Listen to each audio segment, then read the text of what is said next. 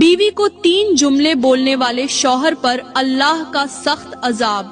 प्यारे दोस्तों, सब कुछ करना लेकिन अपनी बीवी को ये 3 जुमले मत बोलना, वरना याद रखना अल्लाह तुमसे नाराज हो जाएगा।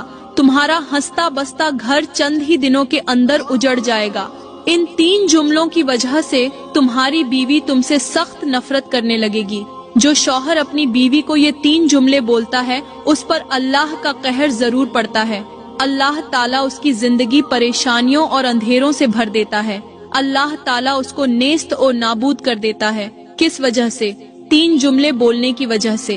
वो अगर सारी जिंदगी भी तौबा करता रहे तो भी अल्लाह उसे माफ नहीं करेगा। जब तक उसकी बीवी उसे माफ न करे तब तक उसकी कोई भी नेकी कबूल नहीं होती। वो सारी जिंदगी रोता है, चीखता है, चिल्लाता है, लेकिन उसकी ये हालत देख कोई भी उसका साथ नहीं देता। कोई उसकी गिड़गिड़ाहट सुनने वाला नहीं होता। यहाँ तक कि उस वक्त अल्लाह की रहमत भी उससे मुंह मोड़ लेती है।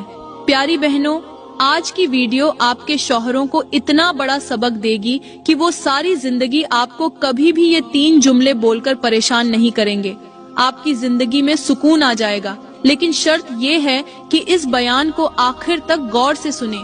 अगर आप चाहती हैं कि आपका शौहर आपका दिल न दुखाए, आपके सामने वो जुमले न बोले जो आपको अजियत देते हैं, तो फिर ये बयान अपने शौहरों को एक बार जरूर सुनाएं, क्योंकि इस बयान को मुकम्मल सुनने के बाद आपका शौहर आपसे मुआफी मांगने पर मजबूर हो जाएगा। सबसे पहले मैं एक मौलवी साहब का इबरतनाक वाकया सुनाऊंगी, जिसने अपनी बीवी को 3 जुमले बोले थे और फिर उसका हश्र क्या हुआ। तवज्जो के साथ सुनिए। एक मौलवी साहब थे जिन्हें उनके इलाके में हर शख्स इज्जत और मोहब्बत की नजर से देखता था। उनकी शख्सियत ऐसी थी कि उनकी बातों में आजिजी, लहजे में नरमी और अमल में तकवा झलकता था। उन्होंने अपनी पूरी जिंदगी नमाजों की इमामत करते हुए गुजारी।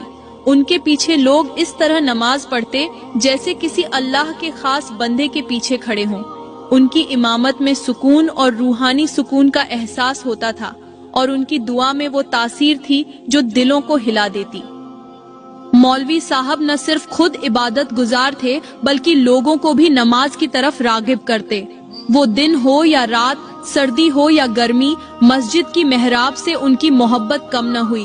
वो हमेशा अपने इलाके के लोगों को अच्छे अखलाका, मोहब्बत और अल्लाह के करीब होने का सबक देते। उनकी गुफ्तगू मुख्तसर मगर बहुत असर रखती थी। लोग उनके साथ वक्त गुजारने को अपने लिए सादत समझते थे। एक दिन वो अचानक एक खतरनाक और मौत की बीमारी का शिकार हो गए। बीमारी इतनी शदीद थी